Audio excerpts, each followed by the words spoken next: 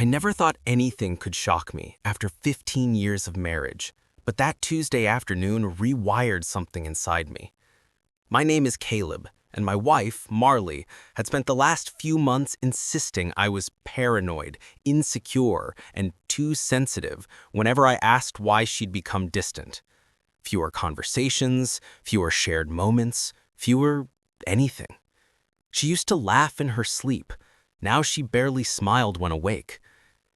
That morning, she kissed me goodbye with the kind of distracted softness you give a relative, not a husband. I drove to the office feeling that familiar tug in my chest, the sense that something was happening behind a curtain I couldn't lift. Around lunchtime, a storm rolled in. Rain hammered the windows of the job site, and the foreman dismissed us early for safety reasons. Most guys cheered. I didn't.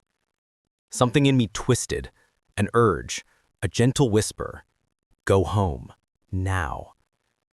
I told myself I was being ridiculous. Still, I drove home anyway. When I opened the front door, the silence felt wrong.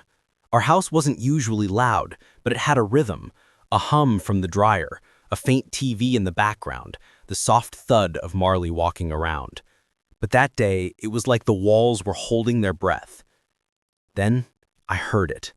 A faint splash, a soft laugh, a man's voice. My heart went still. I walked down the hallway, each step heavy but silent, the way people move when instinct overtakes logic. The bathroom door was cracked open, just enough for steam to drift through into the hall. Inside the tub, wrapped in each other's arms, was my wife, and our neighbor, Rowan. Rowan, married, friendly, the kind of guy who lent you his ladder and waved from across the street. And Marley looked at him with a softness she hadn't shown me in months. They didn't see me. I didn't speak.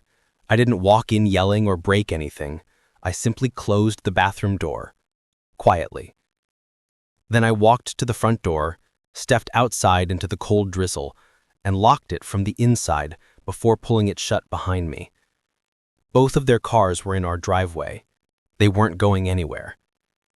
My hands didn't shake, my voice didn't tremble when I pulled out my phone and dialed Rowan's wife, Isla. I'd always liked Isla.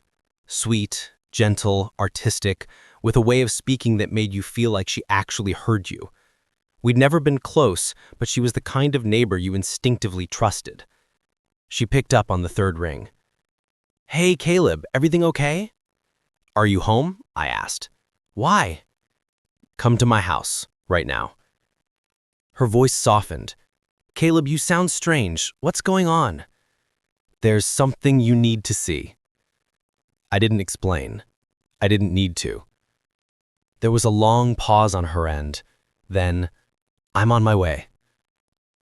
I stood on the porch under the gray sky, rain soaking through my shirt, but I barely felt anything.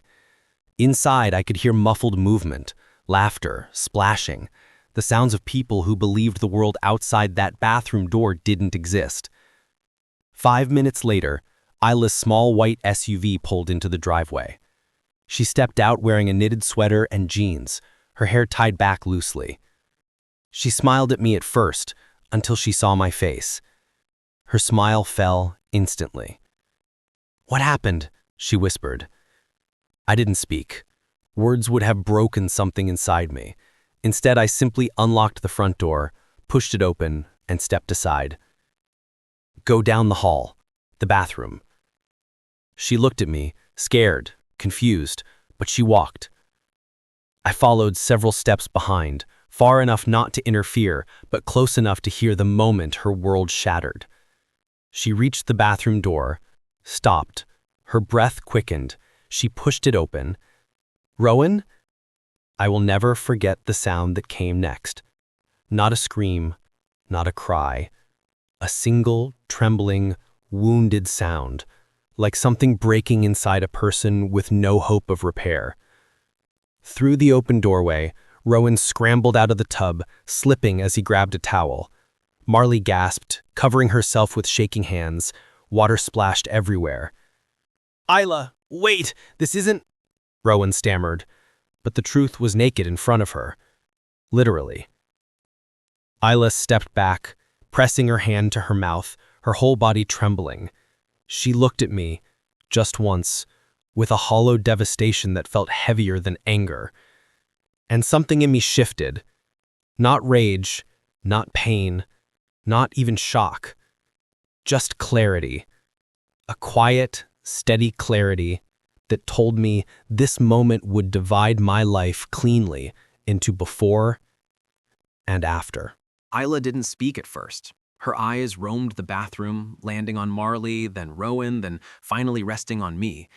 I could see the storm inside her, the betrayal, the hurt, the disbelief, and I understood it all too well. I had felt that exact same weight building for months, unspoken, ignored, like a shadow I couldn't shake. Marley tried to reach for words, her voice trembling. "Caleb, it's not—" I held up a hand. Not angrily, not cruelly, just a gesture that said, "I don't want excuses. I just want the truth to be seen." Isla's knees wobbled as she stepped fully inside, her gaze locking onto Marley. "Why?" she whispered. Not loud, not accusatory, just one word, simple and broken. Marley's eyes flickered with guilt, but also defiance. "It just happened," she mumbled. "I didn't mean for—" "Didn't mean for what?" Isla's voice rose slightly. "For me to be humiliated? For my life to be a lie? You think this is just happening? This is a choice, every single second of it." Rowan tried to speak, stammering, "Isla, But she turned sharply to him. "Don't. Just don't." I stepped forward, my voice calm, even. "Isla, you need to know everything." And I told her, not to humiliate Marley, not to punish Rowan, but so she could see clearly, so the truth wouldn't be twisted, hidden, or whispered away. I spoke about months of secret meetings, long glances, late-night excuses, small betrayals that had built up into this moment. I described what I had seen, what I had felt, the emptiness that had grown in our home while they were smiling and laughing as if the world outside didn't exist. By the time I finished, Isla was trembling. Marley was silent, her cheeks wet with tears she hadn't yet allowed herself to shed. Rowan's shoulders slumped as though the air had been knocked out of him.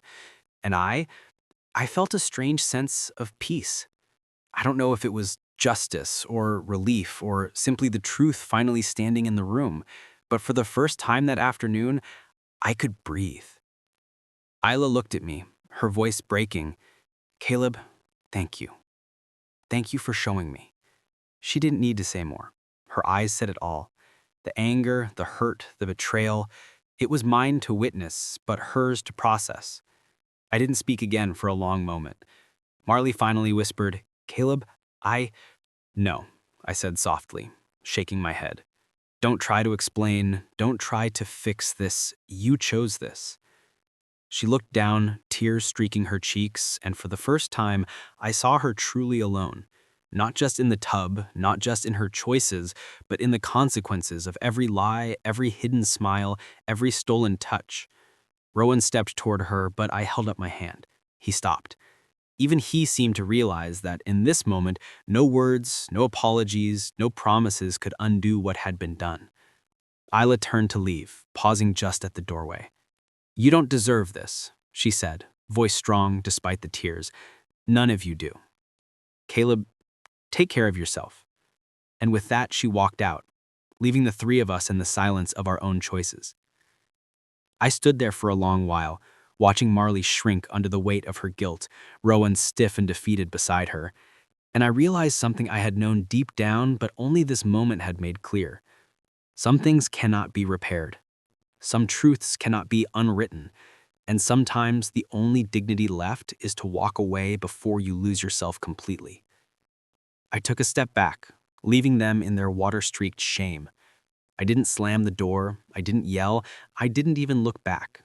The rain had stopped outside. The sun broke through the clouds, cutting silver lines across the driveway. I stepped onto the porch and inhaled a long, steady breath. It wasn't relief. It wasn't happiness. It was clarity. And it was enough. That afternoon, I realized that betrayal isn't just about who you caught in a lie. It's about every silent moment you let pass, every excuse you allowed, every time you ignored that small voice inside telling you something was wrong. I had ignored it for months. Today, I answered it. I didn't need vengeance. I didn't need to humiliate. The truth had done that on its own. Marley and Rowan would have to face the consequences of their choices together. I would have to face mine alone, but at least I could walk away knowing I hadn't lost myself in the process. Sometimes the hardest thing to do is the quietest. Sometimes the loudest statement is made in silence. And as I drove away, leaving the house, the water-stained bathroom, and the shattered illusions behind me, I understood one simple truth. You cannot fix people who are determined to betray. You can only protect yourself. And sometimes that means walking away while the world watches in stunned silence. And for the first time in weeks, maybe even months, I felt free.